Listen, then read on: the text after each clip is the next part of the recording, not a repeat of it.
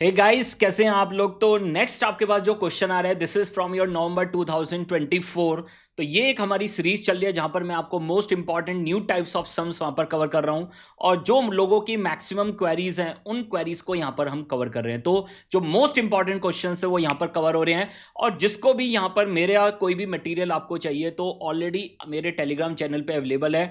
तो सारी बुक्स के आपको ई बुक्स आपको मिल जाएंगे, साथ में क्लास नोट्स आपको मिल जाएंगे, इंपॉर्टेंट क्वेश्चन की लिस्ट आपको मिल जाएगी, समरीज आपको मिल जाएंगी। तो ऑलरेडी सब कुछ मेरे टेलीग्राम चैनल पे अवेलेबल है, तो आप वहां पर जाके डाउनलोड कर सकते हैं। तो जो भी जब भी आपका एग्जाम है, चाहे वो सितंबर में है, चाहे वो जनवरी 26 में है, या आपके पास मई 2026 में है, तो ये सारी वीडियोस आपको काम आने वाली है। ये मोस्ट इंपॉर्टेंट क्वेश्चंस हैं, न्यू टाइप्स ऑफ सम्स हैं, तो इनको आपको प्रैक्टिस करके जाना ही जाना है। ठीक है, आपका एग्जाम कभी भी हो, चाहे वो किसी भी एग्जाम में हो, चाहे वो जनवरी में हो, चाहे सितंबर में हो, या मई 2026 में हो, या नेक्स्ट ईयर के सितंबर 26 में हो, कोई फर्क नहीं पड़ता। आपको ये सारे क्वेश्चंस तो डेफिनेटली हमेशा ही करने हैं। तो देखिए सर, नेक्स्ट जो क्वेश्चन आ रहा है, this is from November 2024। Advance capital budgeting real options under capital budgeting का क्वेश्चन है। छोटा सा क्वेश्चन है, 4 मार्क्स में आपके पास आया हुआ है। अगर आप देख पा रहे हैं तो 4 मार्क्स में क्वेश्चन आया था। तो यहां पर काफी लोगों की क्वेरीज हैं कि यहां पर उन्होंने वैल्यू ऑफ अमेंडेड ऑप्शन तो पूछा ही, साथ में वहां पर उन्होंने एक और पॉइंट पूछ लिया, and this is your value of the project with abandon option. ठीक है, तो दो चीजें यहां पर उन्होंने पूछी है, दोनों 2 मार्क्स की यहां पर आपके पास हैं। तो देखिए सर, छोटा सा क्वेश्चन है बट बहुत ध्यान से करना है। रियल ऑप्शंस में काफी लोगों को डाउट्स हैं, तो वो क्लैरिटी आपको शायद यहां पर मिले सर। तो देखिए sir, A firm is considering a proposal to set up the cement manufacturing plant with an initial investment of 150 crore. So initial investment is 150 crore. The firm has an option to abandon the project after 1 year.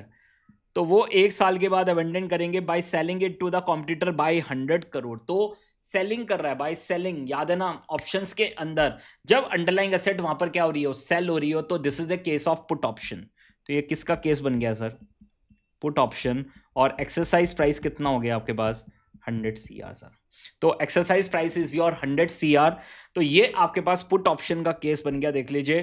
तो इस case में यहां पर आपके पास देखिए क्या कह रहा है, the firm has an option to abandon. तो ऑप्शन आ गया आपके पास, abandon the project after 1 year by selling it to the competitor. तो सेल करेगा, अगर अंडरलाइंग एसेट वहां पर सेल हो रहा है तो this is the case of put option. If the market conditions are unfavourable and the demand is low, the project value will decline by 60%। तो प्रोजेक्ट की वैल्यू 60% से डिक्लाइन हो जाएगी। तो याद आ रहा है risk neutral approach, high price and low price. तो सेम वही कॉन्सेप्ट है। तो this is your risk neutral approach. और रिस्क न्यूट्रल अप्रोच की पहचान यही थी आपके पास, बैनिमल मॉडल की पहचान यही थी कि वो high price and low price की बात करेगा। तो यहां पर वो आपसे यही कह रहा है, it will decline by 60%. However, if the market conditions turns out to be favorable and the demand for the cement is high, the value of the project at the end of year will increase by 50%. तो आपका value कितना हो जाएगा? 50% से increase हो जाएगा। तो decision tree बना देंगे यहाँ पर आपके पास। This is your question number 1B, November 2024। तो आपके पास देख लीजिए, वी हैव ईयर 0। ईयर 0 में वहाँ पर आउटफ्लो कितना है आपका? 150 करोड़ है। और एक्सरसाइज प्राइस कितना है? 100 है सर। एक्सरसाइज प्राइस आपके पास कितना है? 100 करोड़ है। Everything is in crore. ठीक है, तो अब यहां पर आपके पास वो कह रहा है ईयर 1 पे, तो it will decline by 60% and it will increase by 50%। ठीक है, तो अगर डिक्लाइन बाय 60% है तो 150 माइनस 60%, तो ये कितना हो जाएगा? 60। और increase by 50%, 150 into 1.5 and this is 225। ये आपके पास आ गए सर। ठीक है, तो ये आपके पास वैल्यूज आ गई, हाई प्राइस लो प्राइस टेक्निकली आपके पास आ गया है। ठीक है, आगे क्या कह रहे हैं?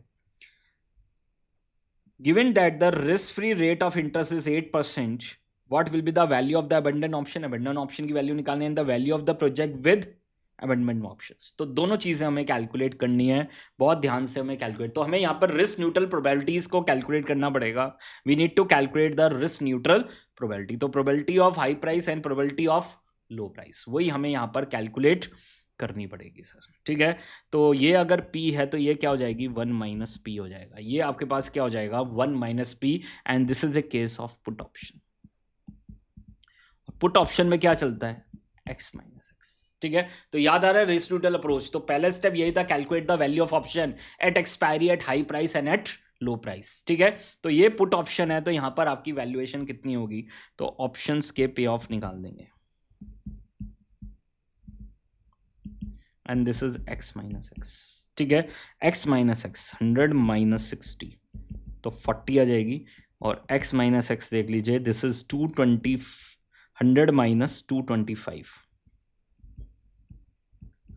देख लीजिए, 0 मैक्सिमम, याद आ रहा है। तो ये वैल्यू क्या आ जाएगी, 0, ठीक है। दिस वैल्यू इज 0, चेक कर लीजिए एक बार। तो दिस इज योर ऑप्शंस पे ऑफ, ऑप्शन के पे ऑफ दोनों पॉइंट पे हमने कैलकुलेट कर लिया। तो यहाँ पर वैल्यू आई है 40, और यहाँ पर वैल्यू आपके पास क्या आएगी, 0 आएगी sir, because this is the put option right to sell. हम क्यों बेचेंगे, जब वैल्यूएशन ज़्यादा आएगी तो why we are selling at 100, हम 100 में क्यों सेल करेंगे, ठीक है। तो क्लियर है, तो वैल्यू ऑफ पुट ऑप्शन यहाँ पर क्या होगी, 0, और यहाँ पर आपकी वैल्यू ऑफ पुट ऑप्शन कितनी आ रही है, 40। तो मेरे पास राइट टू सेल एट 100 है, तो मैं 100 में सेल कर सकता हूँ, देख लीजिए।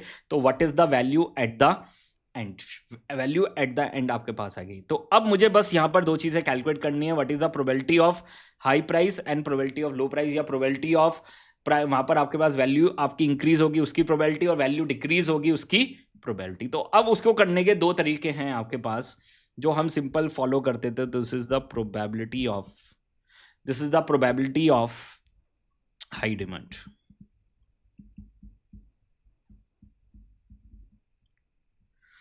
This is the probability of high demand sir, ठीक है। तो we are using the risk neutral approach,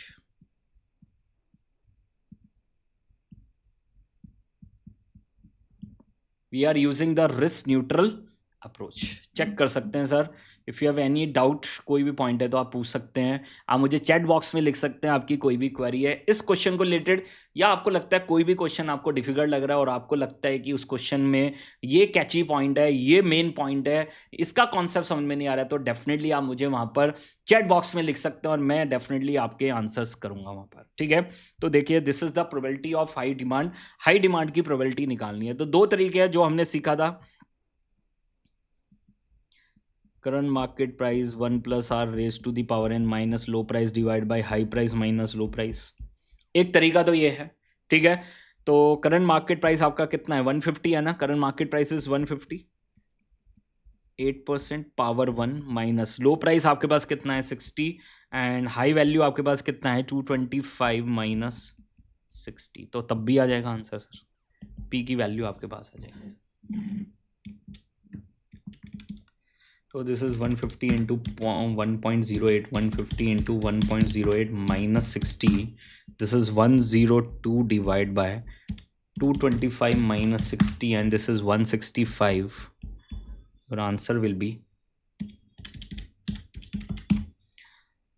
तो 61.82, this is 62%. तो 1 माइनस पी कितना हो जाएगा,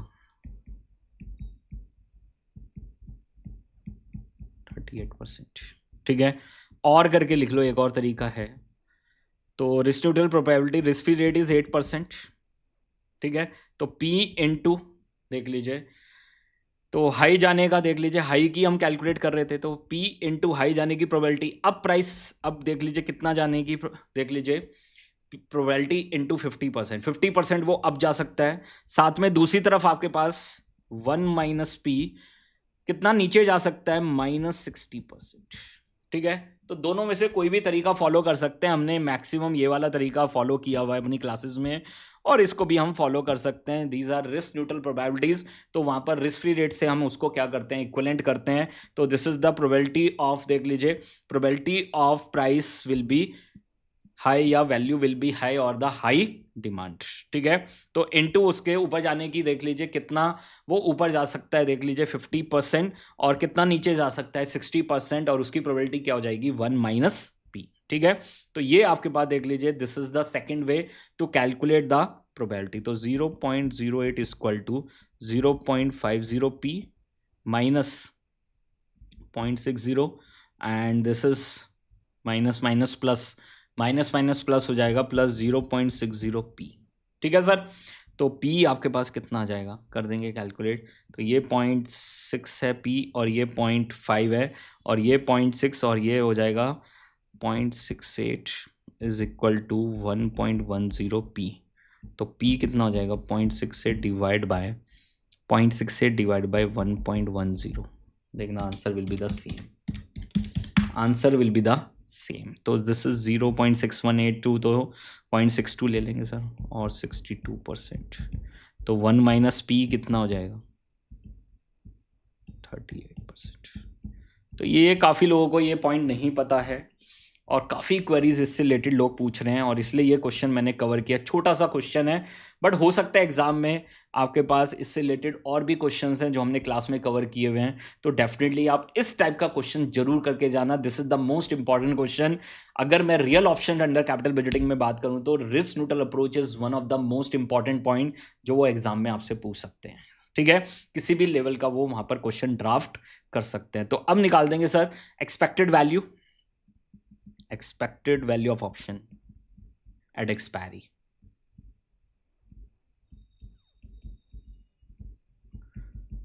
and then as on today। याद आ रहा है sir, value of option at expiry and then as on today, वही तो था रिस्क न्यूट्रल अप्रोच।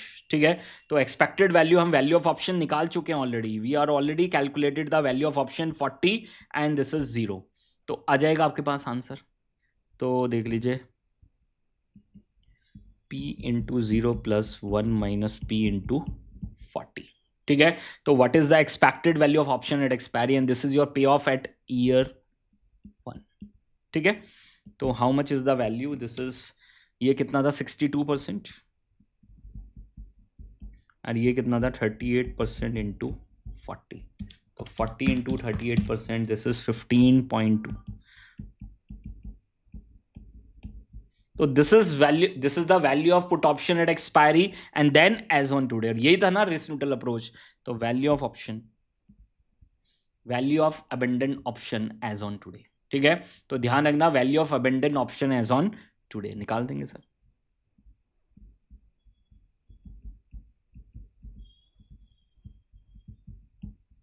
तो इसकी क्या कर देंगे, प्रेजेंट वैल्यू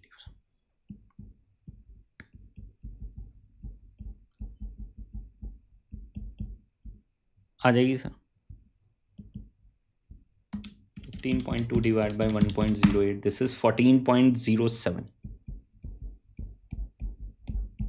चेक कर लीजिए sir, this is your 14.07 crore. तो this is your value of abandon option as on today. But question यहां पर खत्म नहीं हुआ है। Question they are asking about second point में, वो क्या पूछ रहे हैं देख लीजिए, what is the value of the project with abandon option. ठीक है, तो वैल्यू ऑफ प्रोजेक्ट निकाल देंगे पहले एक्सपायरी पे and then as on today, और उसमें किसकी वैल्यू कर देंगे ऐड, अबेंडन ऑप्शन की वैल्यू ऐड कर देंगे, क्योंकि वो यही पूछ रहा है सर। ठीक है, तो देखिए सर, एक्सपेक्टेड वैल्यू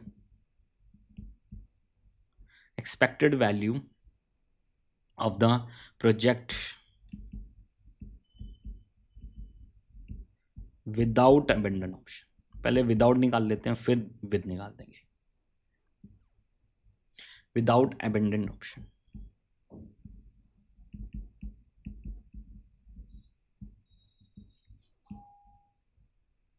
कर देंगे सर। तो आप अगर देख पा रहे होंगे यहाँ पर आपकी वैल्यू कितनी कितनी आई थी, 225, और यहाँ पर वैल्यू कितनी आई थी, 60 करोड़। ठीक है सर, इसकी प्रोबेबिलिटी 0.62 थी, इसकी प्रोबेबिलिटी 0.38 थी। तो सबसे पहले एक्सपायरी पे निकाल देंगे और फिर उसकी प्रेजेंट वैल्यू कर देंगे। तो 225 crore into 0.62 plus 60 crore into 0.38, यही होगा सर। और इसकी क्या कर देंगे, present value 1 plus 0.08 power 1 minus 150 crore. ठीक है, क्योंकि this is the initial investment. तो आपके पास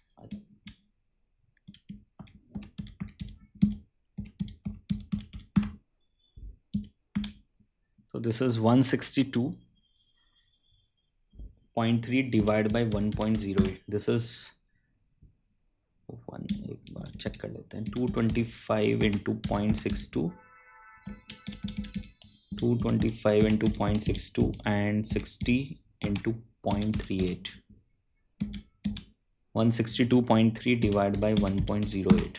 This is 150.28 minus 150 करोड़. कितना वैल्यू आ गया? 0.28 करोड़ आ गया. This is without abandon option. Without abandon option आपकी वैल्यू, इसको हाईलाइट कर लेना, दिस इज विदाउट. अब वो क्या पूछ रहा है? विद पूछ रहा है. वैल्यू ऑफ द प्रोजेक्ट, तो हम अबेंडन ऑप्शन तो हम उसकी वैल्यू पहले ही निकाल चुके हैं सर. तो this is the value of project with.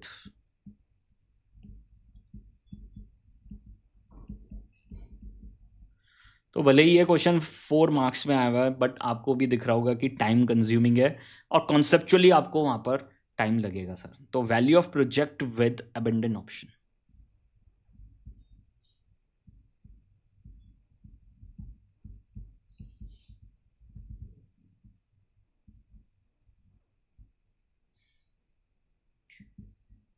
कर देंगे सर यहाँ पर आपके पास value of project with abandon option. तो 0.28 करोड़ आई थी. साथ में अबेंडन ऑप्शन की वैल्यू कितनी आई थी? 14 आज के दिन कितनी आई थी? 14.07 करोड़. टोटल कितना आ गया? 14.35 करोड़. चेक कर लीजिए एक बार. ये आपके पास फुल फ्लेज पार्ट आपके पास है. चेक कर लीजिए एक बार. कोई भी अगर डाउट्स हैं, कोई भी कंफ्यूजन है, कोई भी पॉइंट है, पूछिए सर. तो थोड़ा सा अलग टेक्निकल क्वेश्चन है यहाँ पर. ऑप्शंस आ गया फिर, और आपको समझ में आता ही है कि डेरिवेटिव तो डेफिनेटली सर आएगा ही आएगा. ठीक है, डेरिवेटिव, फॉरेक्स, ये सारे टॉपिक्स आपके पास बहुत अच्छे से आने वाले हैं. तो कोई भी अगर आपकी क्वेरीज हैं तो डेफिनेटली आप मुझे टेक्स्ट कर सकते हैं, और जितना आप वहाँ पर मुझे बताएंगे कौन से क्वेश्चंस आपको कराने हैं, तो डेफिनेटली मेरे लिए थोड़ा काम आसान होगा. क्योंकि हो सकता है कोई क्वेश्चन मुझे आसान लग रहा हो, आपके लिए डिफिकल्ट हो सकता है कोई क्वेश्चन मुझे डिफिकल्ट लग रहा हो, आपके लिए आसान हो. ठीक है, तो डेफिनेटली आप मुझे बता सकते हैं. डेफिनेटली मेरे लिए उसको चूज करना मेरे लिए आसान हो जाएगा कि कौन से क्वेश्चन आपके लिए वहाँ पर मुझे शेयर करने हैं. ठीक है sir, thank you very much. Wish you all the best guys. Bye bye, take care, bye guys.